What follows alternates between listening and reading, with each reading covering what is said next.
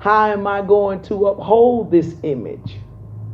See, that's what the pride of life will do to you. The pride of life will destroy your family. The pride of life will.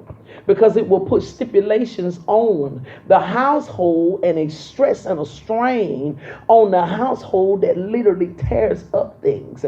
And instead of being like the people in the shack that eat together and they're at peace with each other, it's now a whole bunch of aggravation and frustration. Nobody want to be bothered. Don't nobody want to talk to each other. Everybody off in their own confined places. Don't talk to me. Don't bother me. Why? Because it got so much stuff going on because of what has been produced out of the pride of life.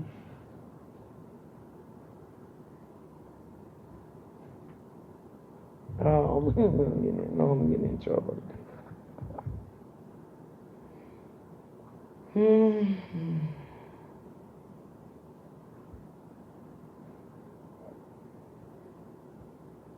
Verse 25 says, my final verse, that there should be no schism in the body. Look at that. That's what God is trying to get out of us. Them schisms. He's trying to get them schisms out of us. All of us have the ability to scheme. It's just the truth. It's a God in heaven truth. Sometimes I am just proud of myself because my mind doesn't automatically just think of a scheme. I have literally made it to a place where I be like, man, shoot, that's too much. I can't even think like that. I can't. I don't even feel like having to keep up with the lie. You know what I'm saying? You got to tell too many. I can't. So, you know what I'm saying? Why didn't you do the PPP, Delphine? I didn't feel like going through the scheme of it. I'm just being honest, y'all. Could I have used the money? Shoot, yeah. Could I have used the federal prison time? Shoot, no. I'm serious. And some people think. I was told that folk were looking on the list, trying to see if Tasty Treats was on the list. Just to see, because they were thinking like, she had to get some money from somebody. Man, I'm a tither. I give. I don't steal from God. See? And so, it's just, I didn't want to get caught up in the schemes. It takes too much. And it's too aggravating. Do you realize how much at peace you are when you do things right? Huh? Even though you may be left with just a few dollars after you done paid them people. But don't it make you feel better when you just go on and pay them for it? Because you ain't got to worry about you answering your phone and it's dim and you're sending it to call block. You don't have that worry. So like I don't have that worry.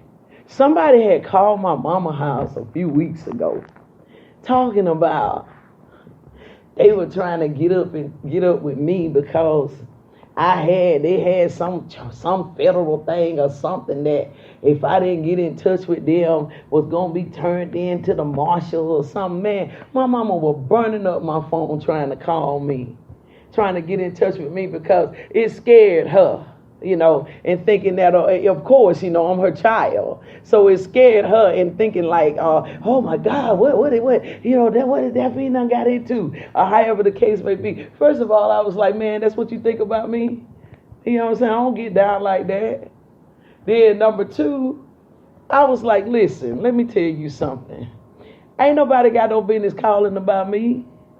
Everybody I owe, I'm paying. So I don't even worry about that. I don't pick up my phone looking at the number to say, you know what, that's Covenant Credit. I'm send it to the voicemail. I don't look at my stuff. I don't answer my phone. Hello.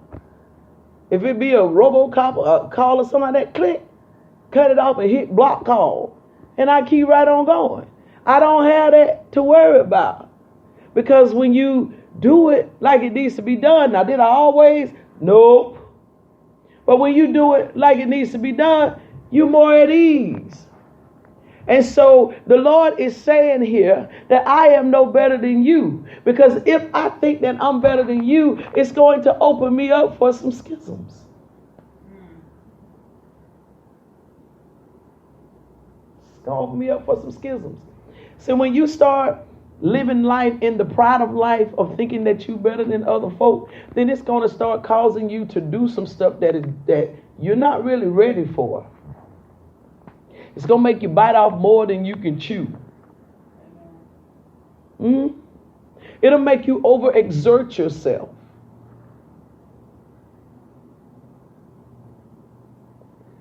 So he says that there should be no schisms in the body. In the body now. But that the members should have the same what? Care one for another. I told y'all I ain't no better.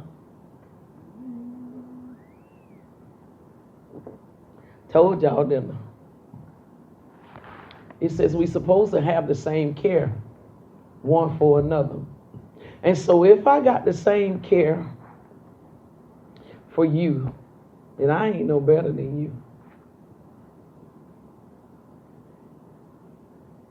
If I do not care about you, if I think that I'm better than you, let me say it like this. If I think that I am better than you, then I really don't care about you. I'm going to say it again. If I think that I am better than you, then I really don't care about you. If I think that I am better than the neighborhood that I don't live in, then I really don't. If I think that I'm better than the drug addict, then I really don't. If I think that I'm better than the alcoholic, then I really don't. And then when I don't care about something, I'm not going to do anything for it. I'm not going to honor it. I'm not going to honor it. If I do not care anything about it, I am not going to honor it.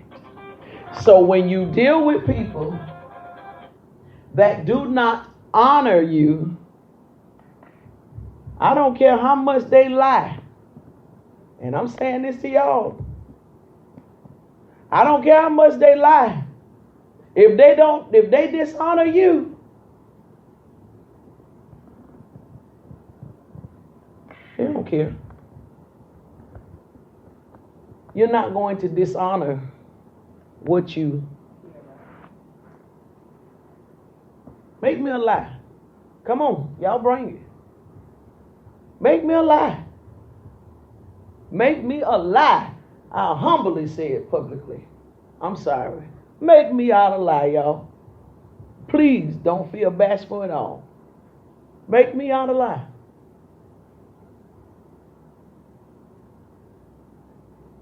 You cannot dishonor and care. You can't do it. They are too contradictory to each other. You can't do it.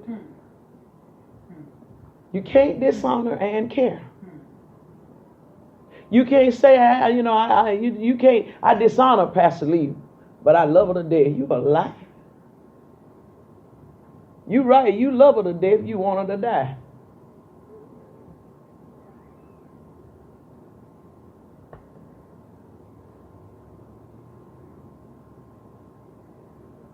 You cannot dishonor and care. We're not built to do the both. We're not built to do both. You can't. You cannot dishonor and care. You can't dishonor me and say I care. I love Pastor Lee. No, you don't.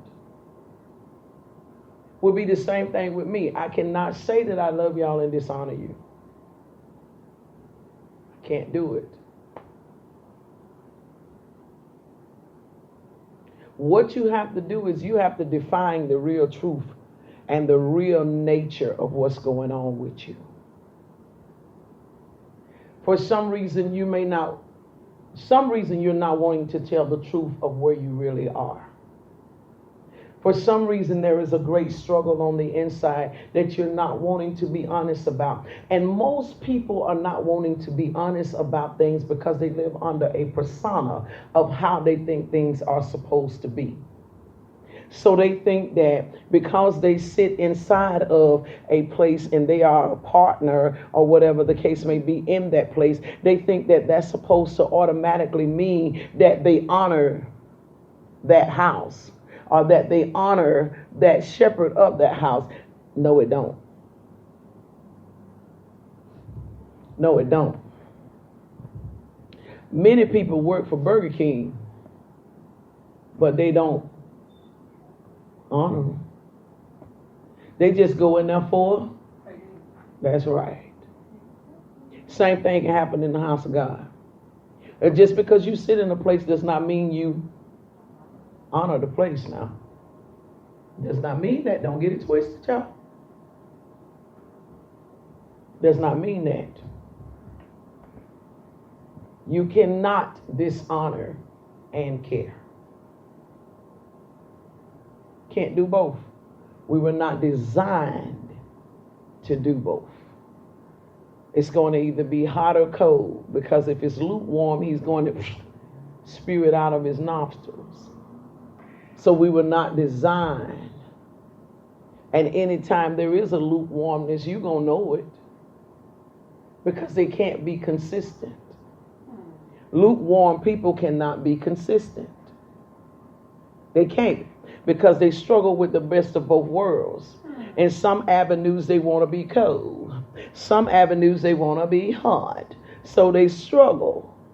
So they cannot be consistent. So you can't depend on a lukewarm person for only but such a short period of time, because as soon as, if they're cold, as soon as something happens and it triggers them to be hot, they gone. So now you see them in a whole different light. Now they're hot, and then something triggers them again, and now they're cold. So they're not going to be stationary. But when a person is solid in who they are, then they have no need to look for anything else. They're not scouting around looking for anything else. They are satisfied in that to which that they are. So you cannot have honor and not care. You can't. There is a great lack of honor. And because of lack of honor, it caused Ham's generation, next generation, to have to suffer. It was not Ham, it was his seed. I need to tell y'all, be careful now what you're doing, because you could be setting your children up for some great failures. You could be setting your children up for some penalties, some curses. Because that's where that went to. That went to his seed. David was also told the same thing. He said, the sword shall never depart your house because of your dishonor. What you did. You did not honor that covenant that Bathsheba and Uriah had. You did not honor it, and because you chose to not honor it, there is a sword that shall be in your house, it said.